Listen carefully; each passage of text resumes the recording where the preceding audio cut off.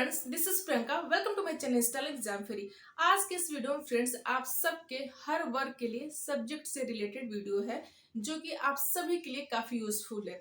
इस वीडियो में हमने डिटेल में बात किया है आपके सिलेबस क्या है, आपका एग्जाम का पैटर्न क्या है, आपको कौन सी बुक फॉलो करनी है, कौन सा प्रैक्टिस शीट लगाना है, कंटेंट के लिए कौन सी बुक पढ़नी है, कितना पढ़ने से आपका सारा सिलेबस कवर हो जाएगा। सभी मार्क्स का जो सब्जेक्ट है वो बहुत इंपॉर्टेंट है।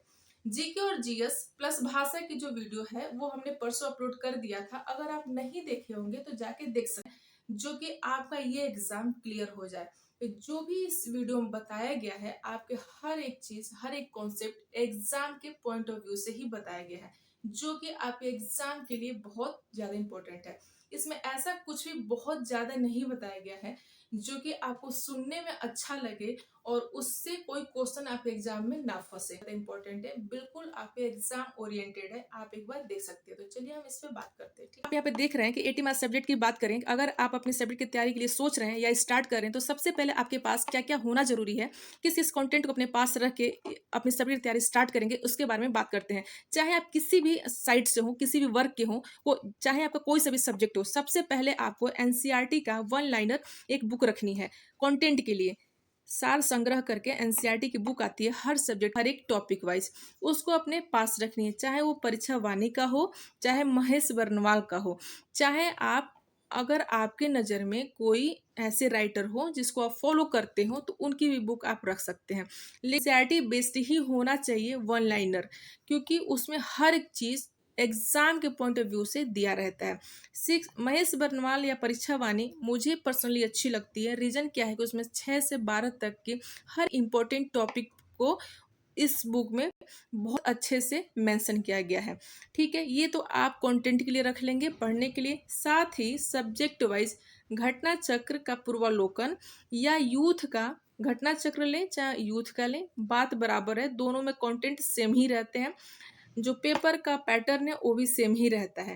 तो बीपीएससी का प्रीवियस ईयर का क्वेश्चन सब्जेक्ट वाइज ले लेंगे, हर एक सब्जेक्ट का अलग अलग, चाहे हिस्ट्री हो, चाहे आपका जियोग्राफी हो, पॉलिटी हो, जूलॉजी हो, बॉटनी हो, चाहे एनी कोई सा भी सब्जेक्ट हो, आप उसका अलग अलग ले सकते हैं।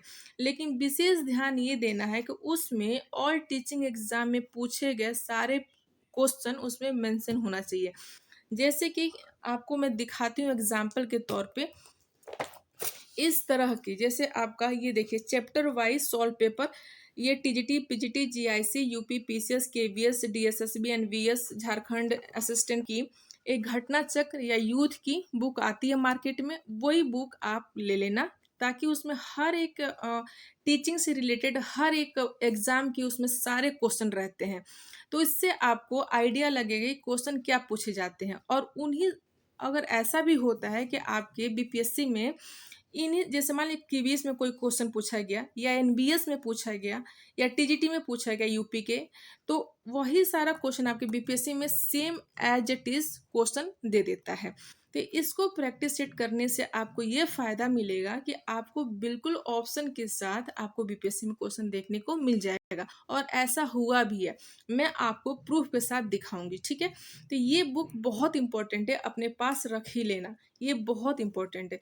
क्योंकि देखिए जो केवीएस एनवीएस में पूछा गया है या जीआईसी में पूछा गया है, वो सेम आपको बीपीएससी में बिल्कुल सेम सेम ऑप्शन के साथ क्वेश्चन दे दिया जाता है। तो अगर आप थोड़ा बहुत अगर कंटेंट पढ़ने में इधर उधर करते भी हैं तो इसी बुक को अगर आप कईयों बार रिवीजन कर लेते हैं तो आपका एक भी क्वेश्चन ऐसा नहीं होगा कि पेपर में नहीं मिल रहा है, एक भी क्वेश्चन इससे बाहर नहीं जा रहा है।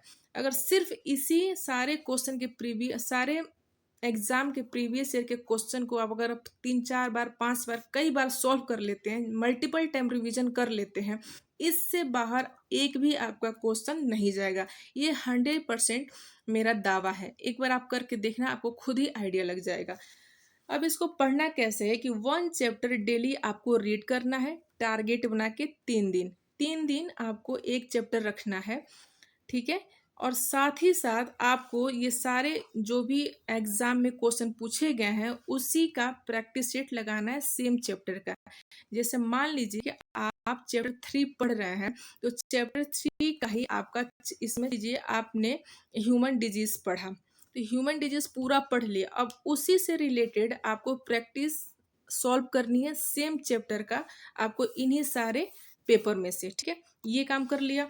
उसके बाद से कंटेंट, अगर आप मान लीजिए वन लाइनर एनसीईआरटी में कंटेंट सबसे पहले आप पढ़ने बैठे और आपको समझ नहीं आ रहा है, देखिए ऐसा नहीं है कि एनसीईआरटी बेस्ड आप वन लाइनर का सब्जेक्ट की बुक लेंगे तो आपको नहीं समझ आएगा, 100% समझ आएगा। अगर लेकिन आप फर्स्ट टाइम अगर पढ़ने बैठेंगे तो ऐसा होगा कि मन नहीं लग रहा पढ़ने में, समझ नहीं आ रहा है। तो तो आपको क्या करना है, उसके लिए आप पहले अपना जो ये सारा बैक ईयर का जो क्वेश्चन है उसका एक टॉपिक निकालना, उसको आराम से पूरा एक टॉपिक सॉल्व कर जाना, फिर उसी चैप्टर को आप अपने कंटेंट में पढ़ना, फिर आपको कंटेंट बहुत अच्छे से समझ आएगा और आपको ये भी पता चलेगा कि क्वेश्चन कैसे बनते हैं और कौन कौन सा क्वेश्चन पूछे जा सकते हैं। जब आप एमसीक्यू से रिलेटेड एक चैप्टर पढ़ोगे, उसके बाद से कंटेंट पढ़ोगे, तो आपको कंटेंट पढ़ने के साथ ही समझ आ जाएगा कि इसमें जो क्वेश्चन है, जो जो इसमें कंटेंट है उससे क्या क्या क्वेश्चन बन सकते हैं, ये बहुत इजीली समझ आ जाएगा, ठीक है। तो एक चैप्टर आपको एमसीक्यू सॉल्व करनी है, फिर आपको फिर कंटेंट पढ़नी है, डेली यही काम करना है। एक चैप्टर आपने पढ़ लिया, फिर एमसीक्यू सॉल्व किया, फिर एक दूसरा चैप्टर पढ़ा, फिर उससे रिलेट उसी टॉपिक का सेम एमसीक्यू सॉल्व किया। इसमें आपके हर टॉपिक, हर एक सिलेबस कवर किया गया है, ऐसा नहीं है कि कुछ भी बाहर है, सारा आपका सिलेबस इसमें कवर है। डेली 3 से 4 घंटा, 5 घंटा, 4 घंटा, मतलब 3 या 4 घंटा अगर आप सब्जेक्ट को प्रॉपर दे पा रहे हैं तो आपका सब्जेक्ट बहुत प्रॉपरली अच्छे से तैयार हो जाएगा, ठीक है। ये आपकी फुल स्ट्रेटेजी है। देखिए है ये बहुत शॉर्ट में, लेकिन है ये बहुत काम की चीज़। इसमें बहुत फालतू कुछ भी नहीं पढ़ना है, बहुत ज़्यादा तामझाम नहीं पढ़ना है। सिर्फ आपको दो ही बुक फॉलो करनी है, एक एनसीईआरटी बेस्ड ऑनलाइनर के सब्जेक्ट की बुक सार संग्रह, चाहे परीक्षा वाणी का हो, चाहे महेश वर्णवाल का हो या दृष्टि का। पेपर होते हैं ना यूपीएससी का, बीपीएससी का, जो आईएसपीसीएस लेवल के होते हैं, वो सब एनसीईआरटी के सब बहुत अच्छे उसमें कंटेंट के होते हैं। तो इससे बाहर आपका कुछ भी नहीं जाएगा। इसमें 6 से 12 तक का हर एक टॉपिक को, हर एक सब्जेक्ट को बहुत ध्यान में रख के ये बुक बनाई जाती है। ये आप कंटेंट के लिए रख लेना, साथ में आप प्रीवियस ईयर का सारे एग्जाम का प्रैक्टिस सेट रख लेना, चाहे यूथ का हो चाहे आपका घटना चक्र का हो। फिर एक चैप्टर कंटेंट पढ़ना, दूसरा चैप्टर उसी चैप्टर का एमसीक्यू सॉल्व करना, फिर पढ़ना, फिर सॉल्व करना, ऐसे आपके साथ साथ में प्रैक्टिस होती जाएगी, सारे कंटेंट आपको साथ ही साथ तैयार होते जाएंगे और आपको अपने ऊपर सेल्फ कॉन्फिडेंस भी बढ़ेगा। इतना सिर्फ दो ही चीज आपको करना है, एक ये और एक ये। इतना कर लेते हो आप, यकीन मानिए फ्रेंड्स, आपसे एक भी क्वेश्चन बाहर नहीं जाएगा। सब्जेक्ट की स्ट्रेटेजी आई होप कि आपको समझ आया होगा और आप चीजों को समझ पा रहे होंगे, समझने की कोशिश कर रहे होंगे। इसमें कुछ भी बहुत हाई फाई, बहुत बहकावे में नहीं बताया गया है। इसमें सब कुछ वही बताया गया है जो सच में एक्चुअल में आपके एग्जाम के लिए बहुत इंपॉर्टेंट है, ठीक है।